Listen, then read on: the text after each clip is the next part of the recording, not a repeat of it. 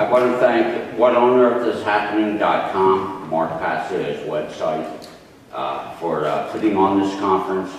There is a wealth of information at whatonearthishappening.com. There are over 100 podcasts, an infinite source, literally, of materials so that you can free your mind and so that you can really get a hold of your life and get out of the matrix and form your own living connection to the universe. It's a really great website. He's a great guy, and he's tough at times, but he's only telling the truth. So today you're in for a treat because I'm going to really lay down how I grew up, where I grew up, and who I dealt with. So it's Ritual Abuse 101. I just want to say, as I woke up back in 1999, I was triggered by a witch that I was dating. And she used the primary mind control code word that my mother used on me. When this woman accidentally said that word to me in a rather intimate setting, all my memories from my early childhood satanic abuse started pouring into my mind. It was a weekend that I'll never forget in my life, because one of the things I remember was my father ejaculating in my face when I was in the crib. And that weekend, I took a Scotch-Brite scrubbing pad and I scrubbed my face until it bled. That's about the size of the emotional intensity of satanic ritual abuse. You'll literally take a Scotch-Brite to your body until you bleed. All I have to say is, later in this presentation, I'm going to give the layout of what I grew up in honor of the friends I grew up with that cult chilled. I'm doing this for them. I'm doing it for you, and let the chips fall where they may. Bloodlines of the Illuminati by Fritz Springmeier is absolutely, to my knowledge of the international dark occult conspiracy to rule the world, totally dead on. My parents were associated, especially my mother, with the DuPont family. I grew up in Delaware, in a small Illuminati town, village of Arden. The village of Arden is about 300 houses. It's a very secluded community. 90% of the people there are pedophile Satanists. They practice annual human sacrifice, and I'll get into exactly what they do later on. But I just want to say that as I grew up in Arden, 90% of the kids I went to the Arden school with were being subjected to ritual trauma and abuse. And sometimes we talk about it, and sometimes we wouldn't. But when I get into my personal story later, I'll fill in the blanks there. I just want to say, if you really want to get a handle on what's going on geopolitically and who's really calling the shots in this world, you have to look beyond the facade that television is giving you and start looking at the oligarch power structure that has been passed down from Europe. And when you do that, Bloodlines of the Illuminati is the first place you need to go. Now, when I woke up in 1999, one of the first books I ran into, and it was Synchromysticism, I got a new computer, and just for a lark, the guy who set up my computer put on a bunch of occult books, and so I say fringe books, onto my computer. And one of the books was How to Create an Illuminati Slave, Total Mind Control Slave by Fritz Springmeier.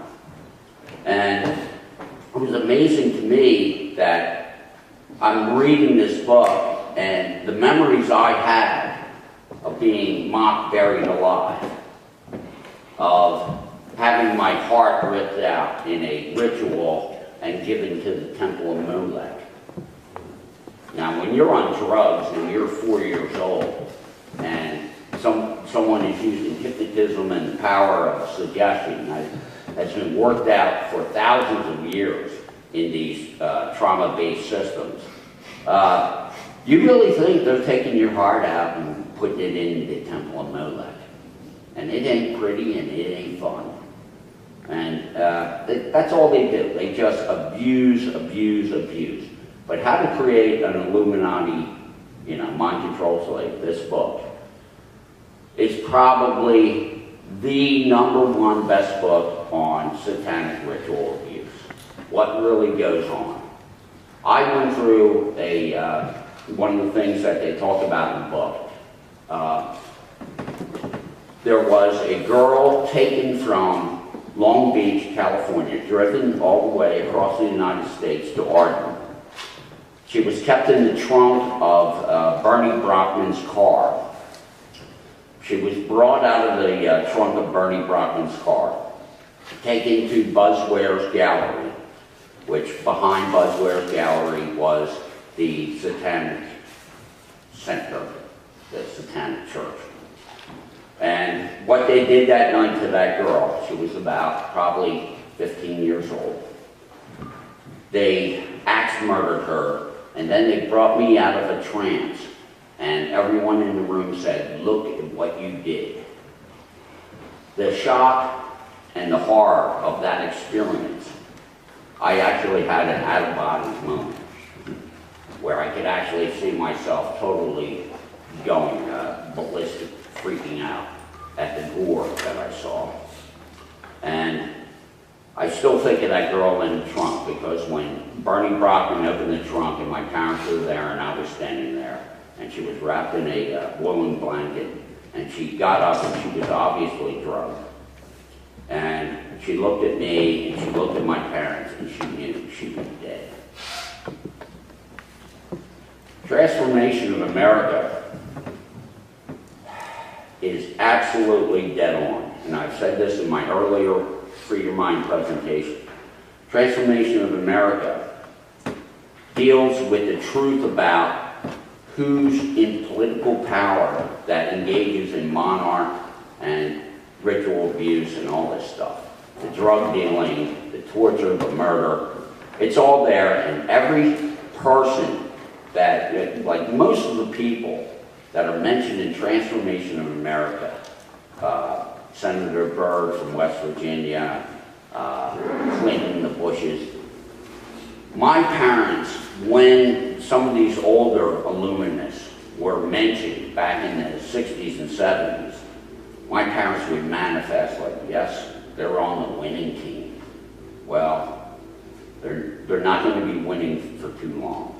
I'm just saying that the universe is going to give the Illuminati an answer, because the originator of life has had it with this. And I'm not sure who's calling the shots, but I can tell you one thing. This problem is being worked on, and right now, the Illuminati is going to see a massive, massive blowback from the abuse that they're doing to this planet and to the people of this planet. So get ready, suckers, because your time.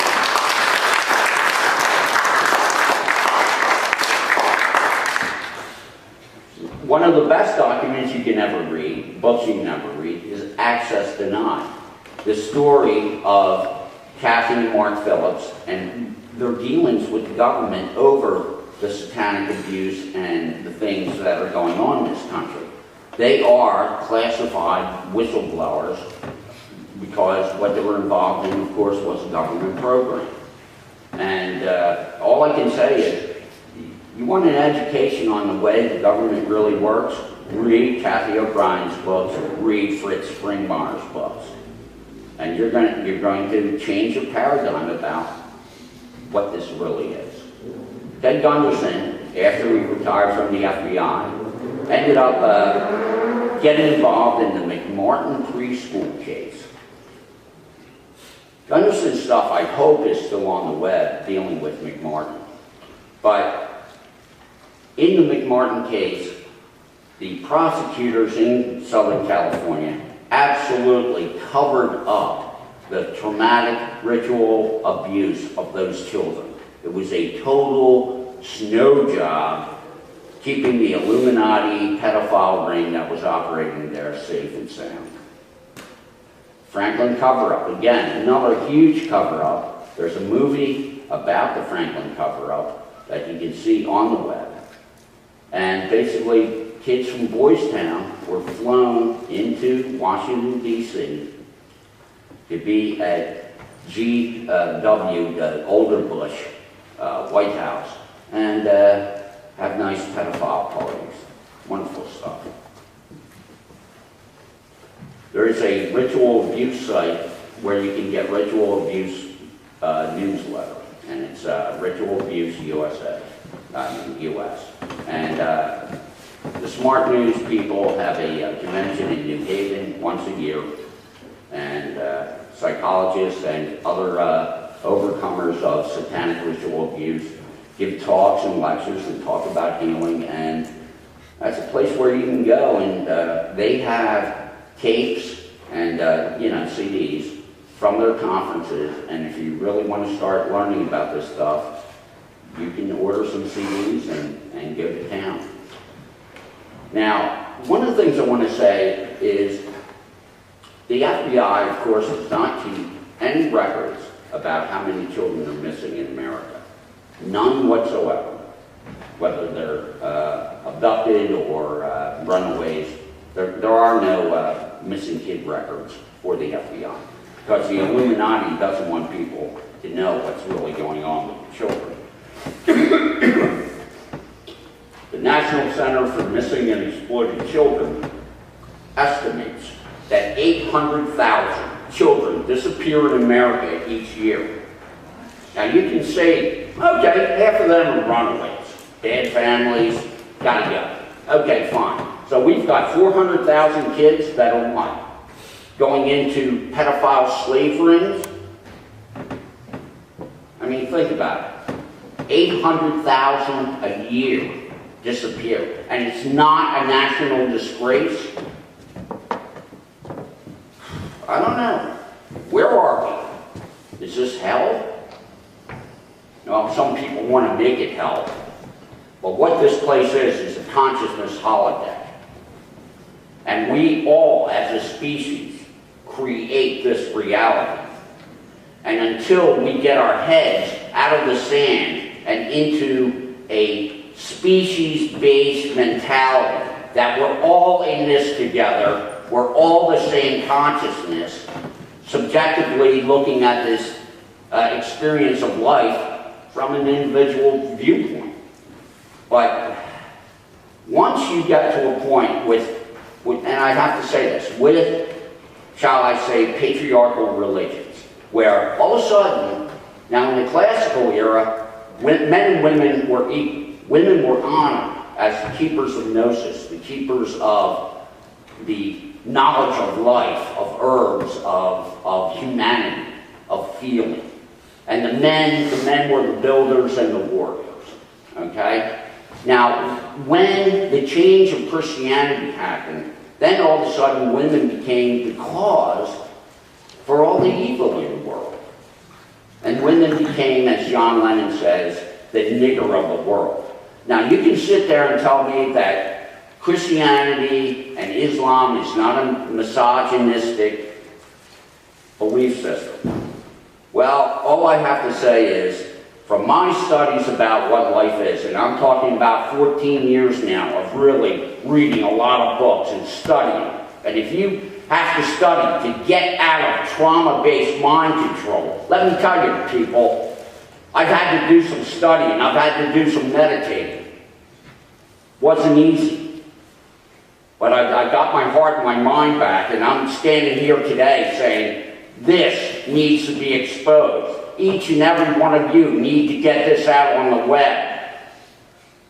Because children are being abused. And your society is being destroyed by this. When These satanic communities, like Arden, Delaware, Rose Valley, Pennsylvania, two communities that were built and designed by the same architect in 1900. And a bunch of pedophiles came out of Philadelphia and formed a quote-unquote artist colony. Well, the art is the art of torture. This is a picture of Molech I have on the screen.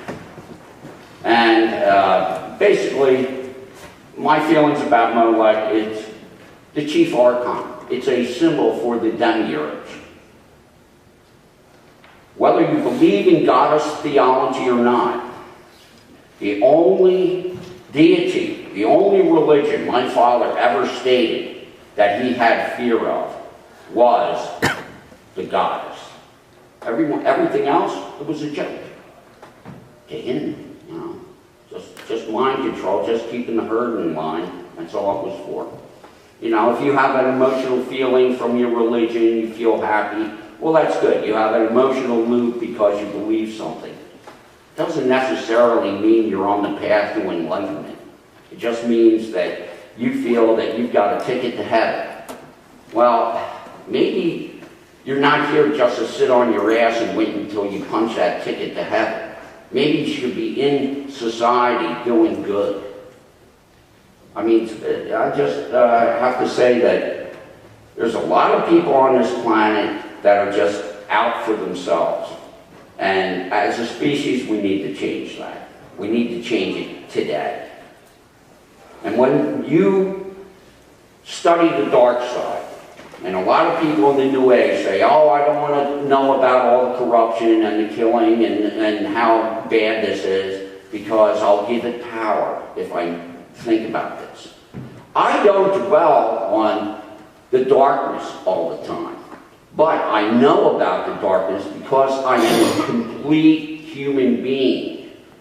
I know, and this is right out of the Bible, you know, it says, Moses knew all the things of the Egyptians. And supposedly the Egyptians were some really nasty people. But he knew all their ways.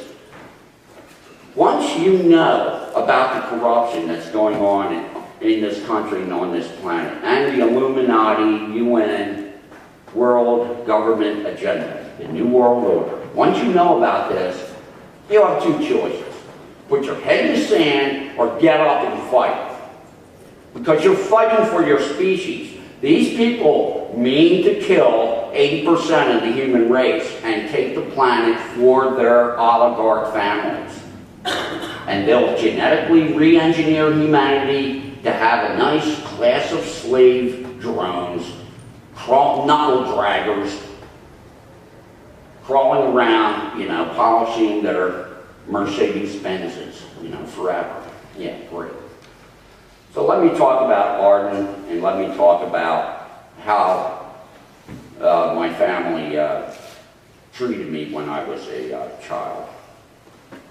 One of the first things that I remember is being abused in the cradle. And Kathy O'Brien had this done to her too. This is a generational satanic thing. You attack the child as early and as hard as you can.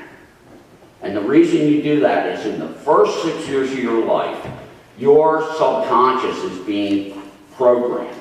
Your life is run by your subconscious, not your conscious day-to-day thoughts. It's all in the hard drive you get in the first 6 years of your life. That's why EFT, Psych-K, and some of the other tapping modalities to change your subconscious are so critical to emotional health and also to, you know, just stopping the habit patterns that you have that you don't like. You do stuff and you go, man, you know, why do I always do that? Well, do some EFT, do some Psych-K, and you can change those patterns you don't like. EFT has been really excellent for me to get over the emotional trauma of the abuse I went through. Now, when I was a child, my father and mother would abuse me in the cradle, and my father would force me to fillet him. while my mother was standing behind him, she would be manifesting the demiurge archonic energy of total malevolence and hate, while my father was in a sexual pleasure state. So you have these two totally opposite energies coming at you. Now, as a child in the cradle, I really didn't know what I was doing. But after my father would ejaculate in my face, then he would physically hurt me. Okay? So, one of the things the Illuminati like to do with their sexual abuse is they like sex is a natural part of being a human being. Love and sex go together, in a natural way. So, because this is archonic, they want to take anything that's good and wholesome in nature and totally pervert it and twist it. And they succeed. I mean, many of the people that go through satanic ritual abuse become homosexual. And I really have to say, you might be born into this world as a homosexual. That's fine, that's your business. But I generally have a feeling that many people that are homosexual in this world are that way because they were abused. And that's just my personal opinion. And I think whatever you want to do sexually, I don't care. It's none of my business. Just leave the animals and the children alone, okay? Can you have that much decency? Obviously, in this world, no.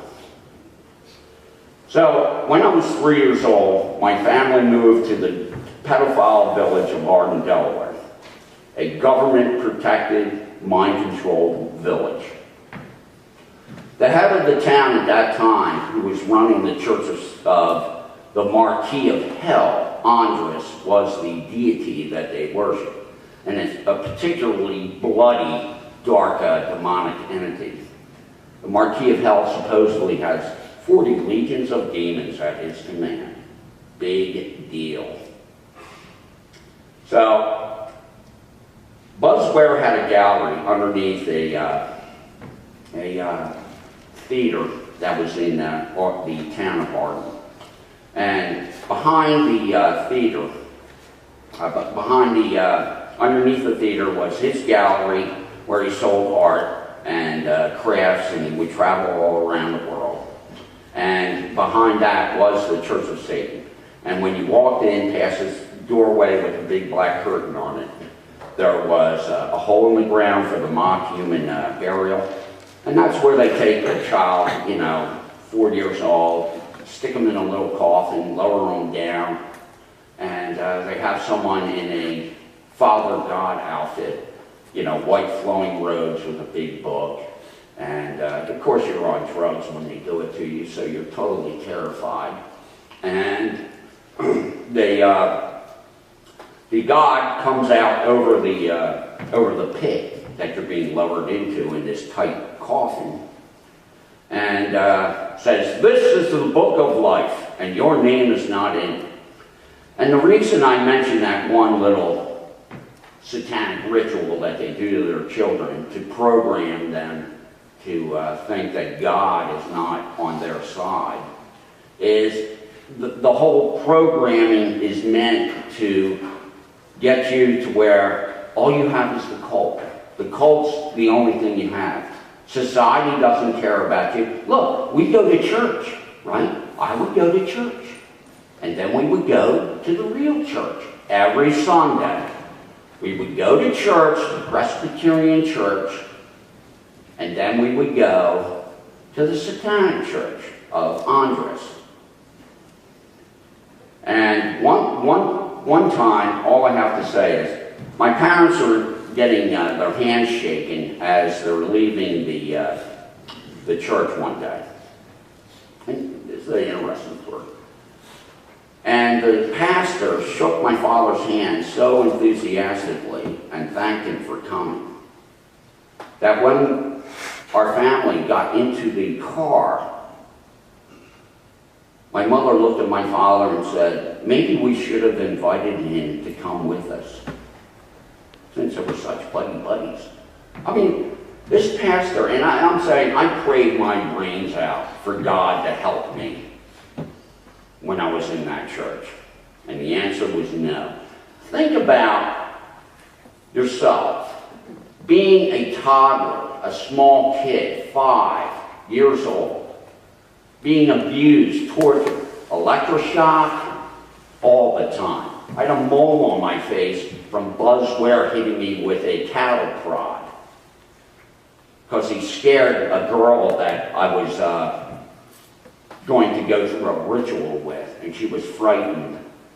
And I ran out of the holding area that they kept us in, and I yelled at Buzz Ware and I said, "You're a bad man." And he picked up that cattle prod and he hit me in the face good. And I just want to say that a lot of people that have moles and marks on their face, I don't know the system behind it, but I believe the placement of those things are actually Illuminati code, so that you can know whether a person is a slave and what kind of slave they are and what hand signal it would take to trigger the programming. You know, so interesting stuff. But so I've gone through blood sacrifice ritual with the girl from Long Beach, California. I've gone through the Molech ritual of having the heart ripped out. I've gone through the mock human burial. And when I was about 6 years old, and I think 5 years old was when I really started to fight the powers that be there. As my consciousness started ramping up to another level. Because at 5 and 6, you get another brainwave pattern. But as I fought then, I asked my family to adopt me out. I said to my brothers and my mother and father, I said, I won't talk about anything that's going on, I just want you to adopt me out. Say that you're both teachers, you don't have the money to send us all to college, and adopt me out. Well, they were like looking in shock at me for saying that. But that's the way I felt at that time. I just wanted to out. One morning after my father raped me, we were having breakfast in the kitchen, my 2 brothers, my mother and father. And I mentioned to my father I didn't appreciate what he did to me the night before. And then my brother John looked at me and said, "You're not supposed to talk about that." And the whole family got up and left the table. So I knew where I stood with my family, what side of the fence they were on. But when I was 6 years old, I had a best friend, and his name was Brandon Ploner, and he lived in Arden, and he was being ritually abused also. Brandon went to, they would have different nights, different cells of the Satanists. So you would have your own cell, and you would be abused with the same 4 or 5 kids all the time. Occasionally, a different child would come in, but most of the time they wanted to keep it compartmentalized so that you really didn't know who was getting it and who wasn't. So, long story short, my friend Brandon Ploner in 1st grade was raped so horrifically that they tore his colon. He went septic. In 3 days, he was dead. After the 2nd day of him being septic, the parents reached out to the cult for help to try to save the life of their child. They brought the town veterinarian, Bernie Brockman, there. So they sent a dog healer to help him. Well, Brockman couldn't do anything for him, and he died the next day. As my friend Brandon was dying, and I knew he was dying, I jumped out of the window of my parents' house, and I ran to Brandon's house as fast as I could. And I got there just in time to see Bernie Brockman putting Brandon's body in the trunk of his car, wrapped in a green tarp with brass eye hooks. I'll never forget Brandon. I'll never forget his brother, Brad, who came back to Arden 10 years later and started investigating the cult. Brad was murdered by being shot 13 times and having drugs thrown into his car. Of course, the 13 bullets in him was a little, you know who did it, police, so shut up and take it. The police are completely under the power of the Illuminati in Delaware, as they are everywhere.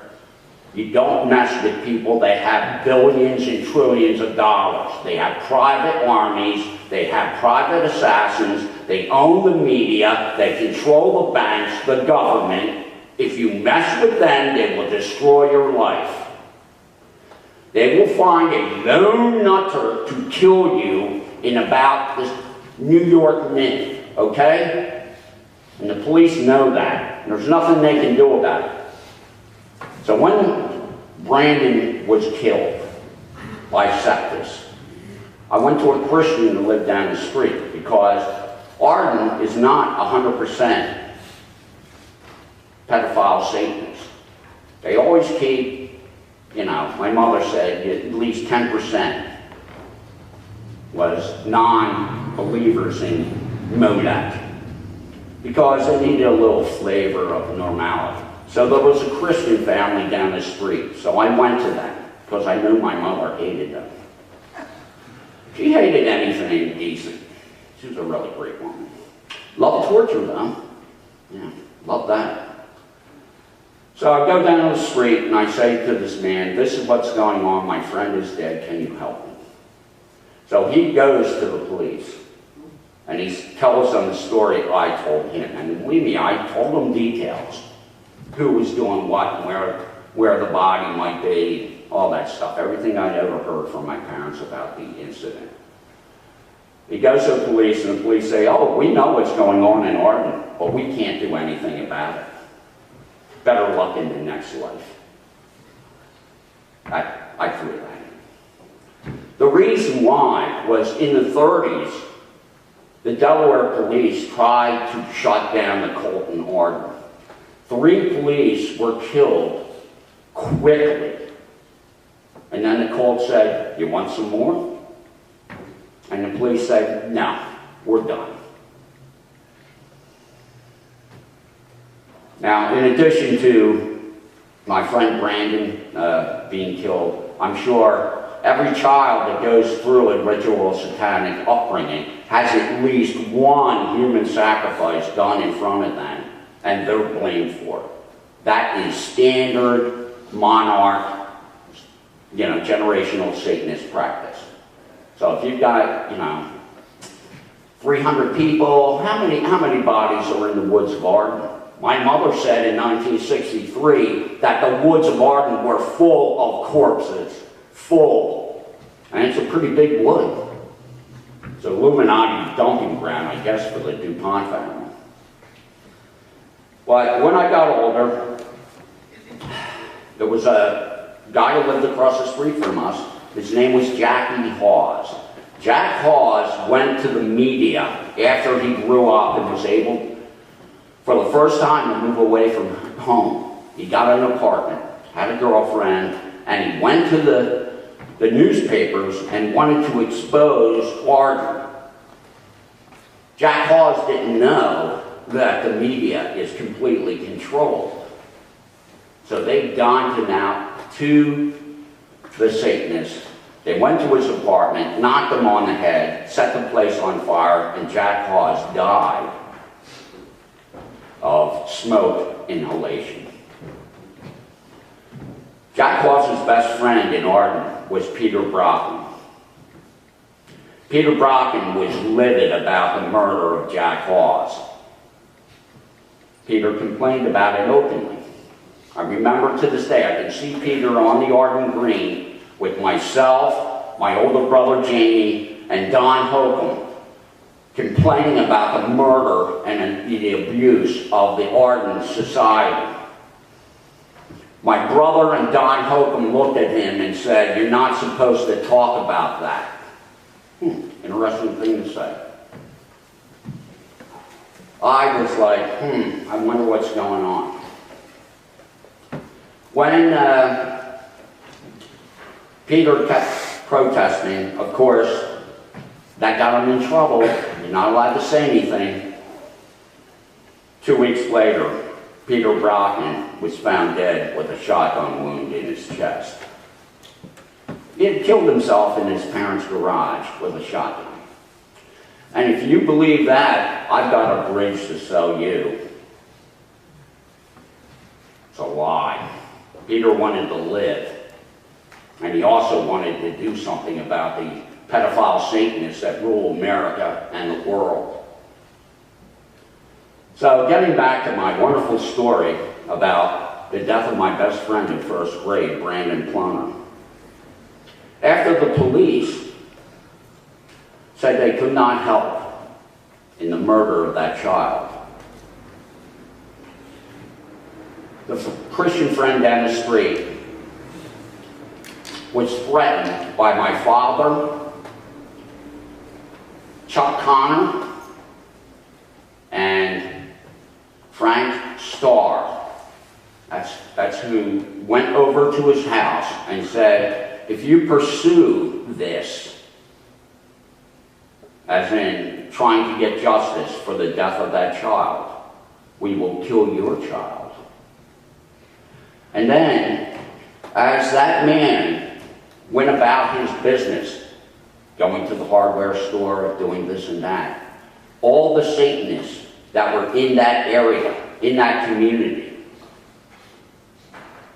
all made a point of saying to him, you better watch it. Wherever he went and ran into someone who was in the cult, they said, you better watch out. So when I went and talked to this man again, he was flipping out. It was like the police don't care, they're threatening my son, there's nothing I can do. And that's the way that stood. Then my parents took me to a CIA psychologist who would monitor all of the abuse in the area, a University of Pennsylvania child trauma specialist by the name of Gordon Pizer. And Pizer, Frank Starr, my mother and father, held me down to a chair while Gordon Pizer electroshocked my brain. And they kept asking me about Brandon's murder. And they kept ramping up the electricity in the shocking to try to use the electricity to take the memory of his death out of my mind. Well, eventually they got there. I suffered from petit mal seizures occasionally the rest of my life. And that's one of the reasons I didn't really wake up from the abuse for almost 40 years. My mother did a lot of mind control work for the cult. She was very close to Buzz Ware, who supposedly by the people in Arden were enamored of him because he could shapeshift into a reptilian. I have memories of being in the presence of a standard Draco reptilian, but whether it's under hypnotism or whether it was actually Buzz Ware, I don't know. But the story, as I grew up, was Buzz Ware wasn't human. What I want to say is, as I grew and lived after I was, basically my brain was wiped clean at the age of 6 years old. My parents could openly discuss any cult activity in front of me because it didn't matter. I was a zombie. So I saw a lot of cult stuff, and the cult people really didn't care what they said in front of me because they knew that I had had my brain fried. So, you know, he's safe to talk in front of, he's a zombie. So my mother and father, my mother worked at the pilot school, an exclusive school for the elite's children, especially the DuPonts, the Carpenters, you know. The Carpenters that own the Phillies are DuPonts. It's just, you know, a different name to the same family. I just thought you might want to know that. That when you really look at the elite families, you can say Anderson Cooper. He's on CNN. He's a Vanderbilt. He's also a self-admitted CIA agent. But you can get good news from him. Trust him. You know, come on, people, wake up. Smell the coffee. Robert Kennedy had 4 bullets in his back. Sirhan never got closer to him than 4 feet in front of him. And yet Sirhan was the killer. Robert Kennedy, 4 bullets, entered from the back. And yet, the patsy in the front of him, you know, goes to jail. I mean, and you say, well, what can we do about it? I tell you what you can do about it. You can start telling people about this. You can start being an activist. You have to fight for your species. Because if you study Agenda 21, if you study the eugenics of the elite families, you're going to find out they want to kill 80% of the human race. You need to start studying this. You need to see Endgame, a film by Alex Jones. You need to see Terror Storm. These people are psychopaths. So let me get back to my mother at the pilot school. One of her students was a promising young heir to a fortune named Johnny DuPont. Johnny DuPont and my mother are fairly close friends. My mother got involved with some other DuPonts. I don't know who they were. But they hired my mother to take a Satanic spinner device. And it's a high-speed, deep hypnosis device. And if you grow up in a Satanic family and somebody shoots this right in your face, you're going to be under a deep hypnosis immediately, less than 5 seconds. So what happened was she was hired by some other people in the DuPont family to program John DuPont so that he would have a breakdown and that these other DuPont family members, I do not know who they are, could go into court and seize control of John DuPont's fortune. My mother said to my father at the time, and Buzz Ware approved this covert operation against John DuPont, that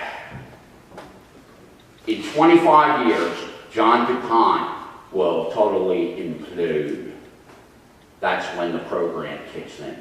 Now you have to know something about mind control when you can set a subliminal program to activate for 25 years.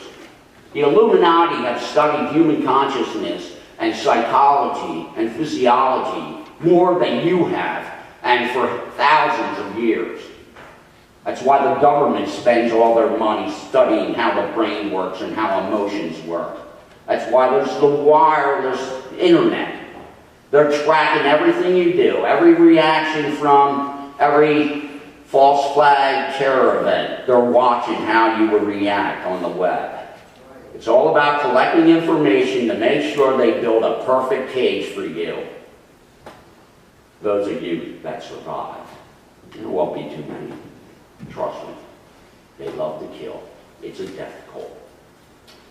So, 25 years later, under the approval of Buzz Ware, my mother cooperated with the other DuPont families, mind-controlled John DuPont to implode, and 25 years after this time, and it was in the mid-60s, John DuPont went nuts, killed his wrestling coach friend, and ended up in Norristown State Mental Hospital for the rest of his life.